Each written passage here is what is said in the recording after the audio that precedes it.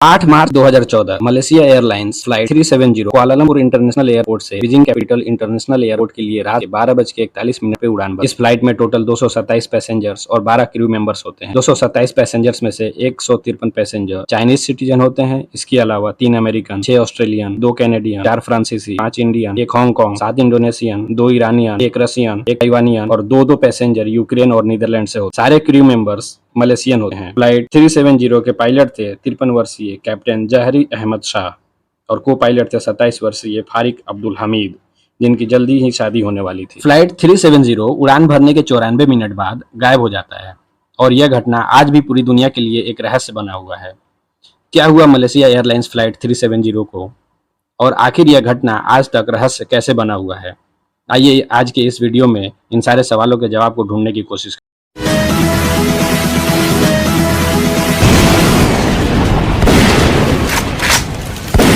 Malaysia airlines flight 370 8 मार्च 2014 को 12:41 पर Kuala Lumpur international airport से बीजिंग चाइना के लिए उड़ान भरी। इस फ्लाइट को लगभग 5.5 घंटे का सफर तय करके सुबह के 6:30 बजे बीजिंग एयरपोर्ट पे लैंड करना होता है। 1:21 पे को pilot Fariq Hamid Malaysian air traffic controllers को गुड नाइट विश करते हैं। वो कहते हैं all right, good night Malaysians 370। इस वक्त फ्लाइट वियतनाम की तरफ उड़ रहा था। ठीक इसी समय फ्लाइट का रडार ट्रांसपोंडर ऑफ हो जाता है। 2:15 पे मलेशियन मिलिट्री को अपने रडार पे एक अनआइडेंटिफाइड ऑब्जेक्ट दिखाई देता है जो पश्चिम की तरफ ट्रेवल कर रहा होता है। यह अनुमान लगाया जाता है कि अनआइडेंटिफाइड ऑब्जेक्ट फ्लाइट 370 थी। फ्लाइट को 6:30 पे बीजिंग कैपिटल इंटरनेशनल एयरपोर्ट पे लैंड करना होता है, लेकिन 8 बजे तक फ्लाइट का कोई अता पता नहीं होता। 8:11 पे एक सैटेलाइट प्लेन के एंटीना से लास्ट सिग्नल डिटेक्ट करता है। उसके बाद फ्लाइट से ना कोई इंफॉर्मेशन ना कोई सिग्नल डिटेक्ट होता है। 9 मार्च को फ्लाइट के गायब होने के 24 घंटे के अंदर सर्च ऑपरेशन शुरू होता है। यह search operation gulf of Thailand के आसपास होता है और इस दौरान पानी में कुछ तेल नजर आता है जहां फ्लाइट को आखिरी बार डिटेक्ट किया गया था। तब यह अनुमान लगाया गया कि फ्लाइट यहीं क्रैश किया होगा। हालांकि जब तेल का परीक्षण किया गया तो पता चला कि यह एक शिप से निकला हुआ तेल है। अगले दिन मतलब 10 मार्च को भी फ्लाइट का कुछ अता पता नहीं चला, इसलिए सर्च ऑपरेशन को साउथ चाइना सी तक बढ़ा दिया गया। 10 मार्च को एक और खबर सामने आई जिसने पूरी घटना को देखने का नजरिया बदल दिया। खबर में यह पता चला कि 2 पैसेंजर्स चोरी के पासपोर्ट के साथ फ्लाइट को बोर्ड किए थे, इसलिए इस घटना को टेररिज्म के एंगल से देखा जाने लगा। हालांकि अगले ही दिन इस बात की पुष्टि हो गई कि दोनों पैसेंजर्स का किसी भी आतंकवादी संगठन से कोई लिंक नहीं है और दोनों पैसेंजर अप्रवासी थे और यूरोप जाने के लिए उन्होंने पासपोर्ट की चोरी की थी। 12 और 13 मार्च को भी फ्लाइट का कुछ पता नहीं चला, इसलिए सर्च ऑपरेशन को इंडियन ओशन की तरफ बढ़ा दिया गया। 15 मार्च को मलेशियन गवर्नमेंट कहती है कि हमने दोनों पायलट्स के घर की तलाशी ली है क्योंकि हमें लग रहा है कि फ्लाइट में कोई ऐसा था जिसने प्लेन के कम्युनिकेशन सिस्टम से छेड़छाड़ की है।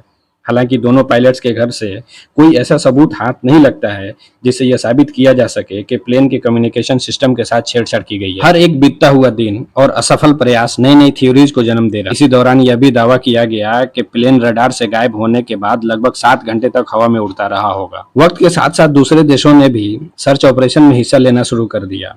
इंडोनेशिया और ऑस्ट्रेलिया ने अपने पेट्रोल एयरक्राफ्ट को इस्तेमाल किया प्लेन 370 को ढूंढने के लिए। यह सर्च ऑपरेशन लगभग 23,000 स्क्वायर किलोमीटर में फैला हुआ था, फिर भी प्लेन का कोई नामो निशान नहीं मिला। 27 फरवरी 2016 को यह दावा किया गया कि मोजाम्बिक में एक बीच पे गायब हुए प्लेन के कुछ टुकड़े मिले हैं।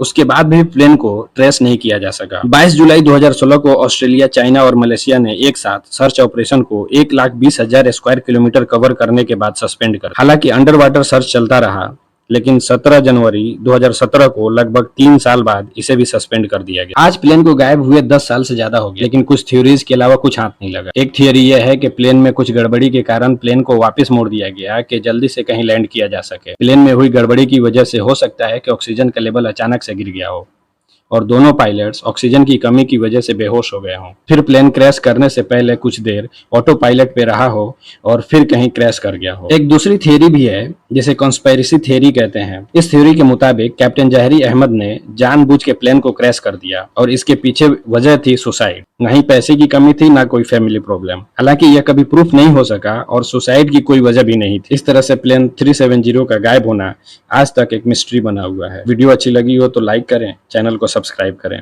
धन्यवाद।